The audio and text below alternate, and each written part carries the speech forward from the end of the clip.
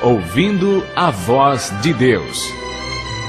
Apresenta estudo número 15, a origem da guarda do domingo. Vimos no estudo anterior sobre o dia de descanso na Bíblia. Aprendemos que na criação, Deus descansou no sétimo dia, abençoou e santificou esse dia. O Antigo Testamento afirma que os filhos de Deus sempre observaram o sábado. No período do Novo Testamento, Jesus e seus discípulos mantinham o mesmo costume. O profeta Isaías afirma que no novo céu e na nova terra continuaremos a observar o sétimo dia por toda a eternidade. Hoje vamos estudar sobre a origem da guarda do domingo entre os cristãos. Na Bíblia, não encontramos a palavra domingo. Durante a semana da criação, Deus não deu nome a nenhum dos dias da semana. Entretanto, o sétimo dia foi destacado por Deus, pois nele descansou, o abençoou e o santificou. Quando Deus escreveu sua lei em 2 tábuas de pedra, ele afirmou que o sétimo dia é o sábado. Na Bíblia, encontramos apenas 9 referências que mencionam o primeiro dia da semana e estão relatadas nos seguintes livros: Gênesis, Mateus, Marcos, Lucas, João, Atos e 1 Coríntios. Entretanto, nenhum desses versos ordena a mudança do sábado para o domingo como dia de adoração. O profeta Daniel, nos capítulos 8, verso 12 e 7, verso 25, apresenta um poder que cuidaria em mudar os tempos e a lei. Entre os 10 mandamentos, o único que se refere a tempo é o 4º mandamento, que apresenta o sábado como o verdadeiro dia de adoração. Atos capítulo 20, versos 29 e 30, relatam as palavras do apóstolo Paulo.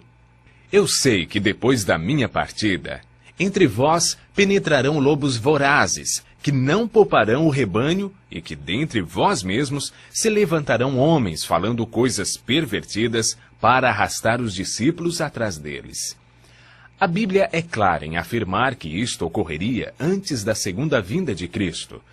Seria um grande período de apostasia de 1260 anos, na qual a verdade de Deus seria jogada por terra e substituída por ensinos humanos. Após esse período, Deus levantaria um povo na terra, que iria restaurar e pregar as verdades ensinadas por Jesus e pelos apóstolos. Apocalipse, capítulo 12, verso 17, apresenta as características distintivas desse povo. Irou-se o dragão contra a mulher, e foi pelejar com o restante da sua descendência, os que guardam os mandamentos de Deus e têm o testemunho de Jesus. Note que o povo de Deus, no tempo do fim, guarda os mandamentos de Deus, incluindo, portanto, o sábado como dia de adoração e não o domingo, exatamente como Cristo e os apóstolos faziam. Já que nem Jesus ou os apóstolos mudaram o dia de adoração e a Bíblia em nenhum lugar declara tal mudança, por que há igrejas que ensinam a guarda do domingo? A palavra de Deus declara que desde os tempos de Abraão e Moisés, haviam pessoas que adoravam os astros.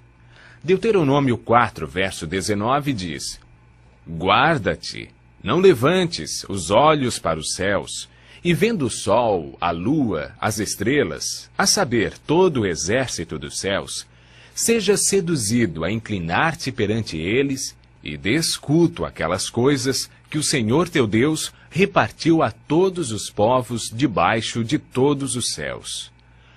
Os pagãos, desde os tempos antigos, adoravam o Deus Sol no primeiro dia da semana. É interessante notar que até os dias de hoje a palavra domingo em inglês, Sunday, e em alemão, Sonntag, literalmente significa dia do sol. Quem trouxe para o cristianismo o domingo como dia de guarda? A história relata que Constantino, o imperador romano, tentando salvar seu império da desintegração, usou como estratégia política sua conversão ao cristianismo, interrompendo a perseguição aos cristãos, buscando a unificação do império. Entretanto, essa conversão formal não o fez abandonar as práticas que vivia no paganismo, e por isso tentou unir as práticas pagãs com as doutrinas cristãs. No dia 7 de março do ano 321 d.C., ele promulgou o primeiro decreto estabelecendo a observância do domingo, o venerável dia do sol, como dia de repouso. Esse decreto foi confirmado pela Igreja Romana no Concílio de Laodiceia, realizado no ano 364 d.C. Neste concílio, foi oficializada a observância do domingo pela Igreja Romana, sem base bíblica. Como podemos ver, a guarda do primeiro dia da semana está baseada na autoridade de seres humanos, enquanto que a observância do sábado está fundamentada na autoridade de Deus.